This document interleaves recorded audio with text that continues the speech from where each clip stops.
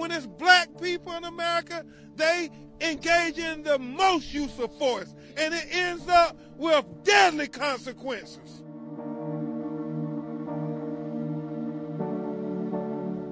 As you can see here, this is a bittersweet moment.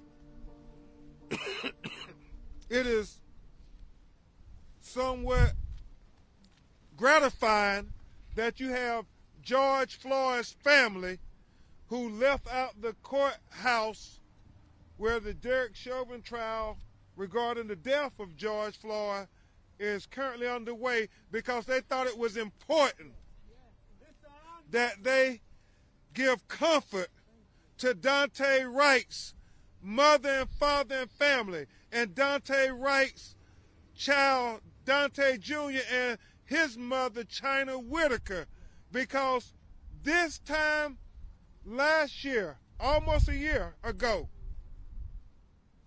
they were facing the unimaginable. They were facing the unbelievable.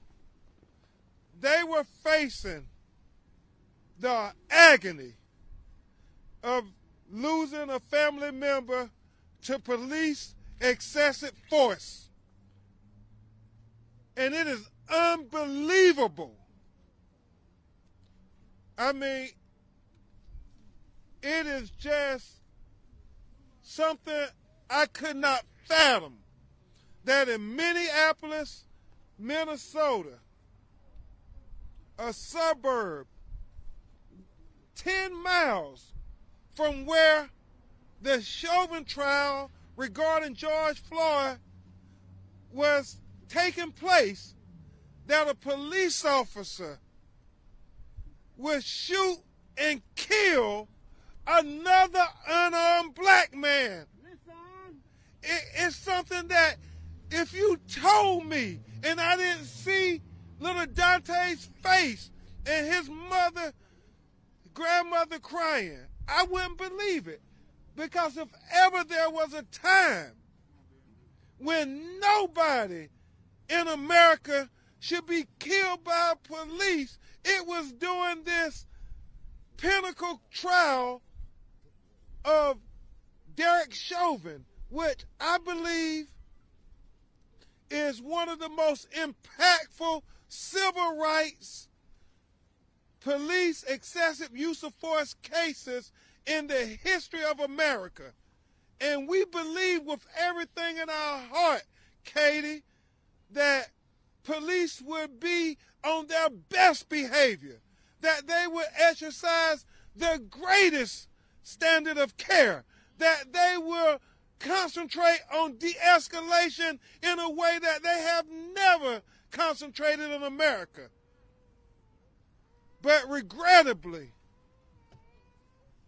2 days ago, we saw Daunte Wright for a traffic citation, and Attorney Storms is going to talk about this, because y'all do understand we're still in the midst of a pandemic where many people in this state could not get their license tabs on their license plates renewed because the DMV, like everything else in America, was shut down.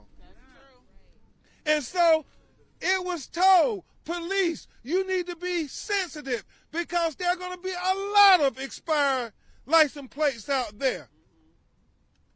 But I guess when you're driving while black, people sometimes forget memos and initiatives about the realities of life. You will hear from his mother about the phone call in the car what was said about why he was stopped, because it's evolving. It's evolving so they can justify the unjustifiable. But we're not going to let them justify it, are we? Because Daunte Wright life matters. Daunte Wright life matters.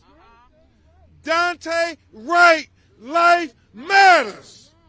And so when you think about the fact that Daunte was trying to get away, he was not a threat to them. Was it the best decision? No. But young people don't always make the best decisions. As his mother said, he was scared. And you have this 26-year veteran on the police force who was training them, Brandon Trey. She was the trainer of the officers. And so for 26 years, you know how you're trained that your duty weapon is on your dominant side and your taser is on your non-dominant side. And why is that? Because it's foreseeable that in an exigent situation, if the taser is beside the gun, you might pull the wrong thing. But after 26 years, you would think that you know what side your gun is on and what side your taser is on. You know the weight of your gun and you know the weight of the taser. You know the gun is black. You know the taser is going to have some reflective color on it. And so it is unacceptable. It was intentional they stopped him. It was intentional they used the most force. They could have gave him a ticket. That's what they do in traffic citations. It reminds you of George Floyd. That was a misdemeanor. They could have gave him a ticket for that. But when it's black people in America, they engage in the most use of force. And it ends up with deadly consequences. And that's why we're here today.